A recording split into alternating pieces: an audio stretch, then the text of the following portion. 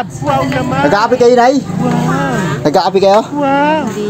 Akala ko nagkakape kayo eh. Magkakape muna tayo. Pasensya na ha. Wala pa akong ganong kita ha. Okay lang sa Thank you po. Sige po. Sana po. Ingat po. God bless din po. Okay po. Ingat po kayo. And another full video tutorial. Samsung J7 Prime. Ayaw gumana ng power button or kaya ng power switch. Complete to. Ibibigay ko sa inyo kung paano baklasin din. Yung LCD screen. Actually, nabaklas ko na yung LCD screen to. Using heat gun or kaya hair blower. Pero wala akong heat gun. Hair blower lang yung ginagamit ko para baklasin yung LCD ng Samsung J7 Prime. Ito yung pinaka mahirap sa lahat talaga. At dito nangingilag yung mga ibang mga master nating cellphone technician dahil nga minsan hindi na talaga nila ginagawa yung mga ganitong klase. Kapag ka nasira yung pinaka power button niya or kaya yung iba talaga ini-improvise, binubutas na lang yung power button para magawa yung power switch sa loob at saka gagawa na lang or kaya i-DIY na lang yung power button.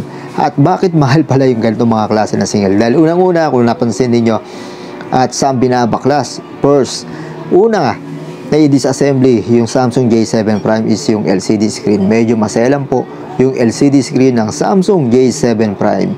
At sa mga Samsung J7 Pro at sa mga ibang klase pang model ng Samsung na ganitong unit, old model, ganito po yung klase. O kaya ganito yung kanyang style ng pagbabaklas ng Samsung J7 Prime or kaya sa mga iba pang mga unit na nakafix yung LCD at nasa ilalim yung lahat ng torch or kaya yung mga screw bago nyo ma-remove yung motherboard and also yung LCD screen.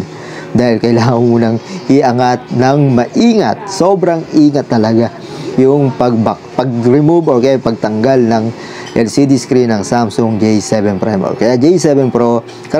Karamihan makikita ninyo yung mga ganitong klaseng old model ng Samsung na LCD sa ibabaw yung binabaklas. Kaya yung iba medyo alanganin once na magre-repair or kaya matatanggap ng ganitong unit dahil unang-una is minsan kasi hindi natin sinasabi na always lucky tayo. Meron din tayo mga tinatawag na bad times talaga.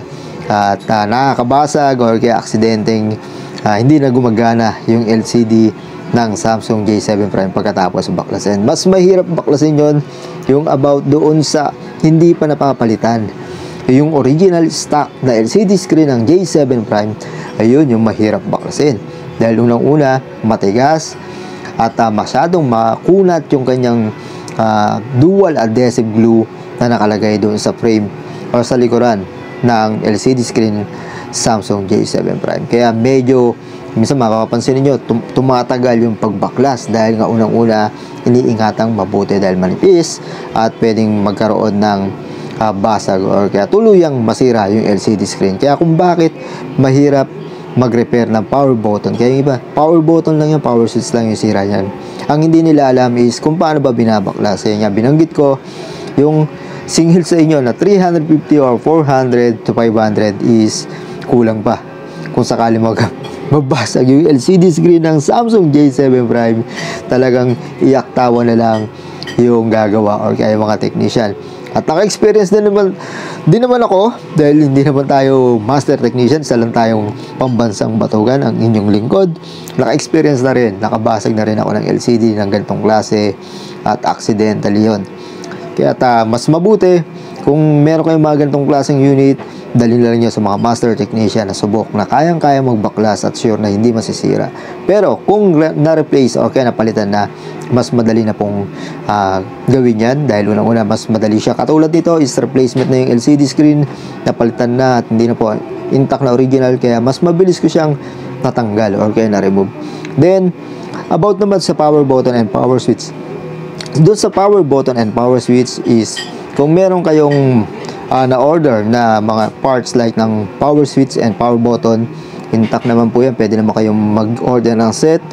At kung hindi naman sira yung power switch sa loob or kaya yung power button lang yung nawala, pwede naman kayo mag-order through online para mas menos at mas mabilis ninyong maikakabit kagad. Sasalpak lang ninyo na repairing na, wala na kayong gagawin.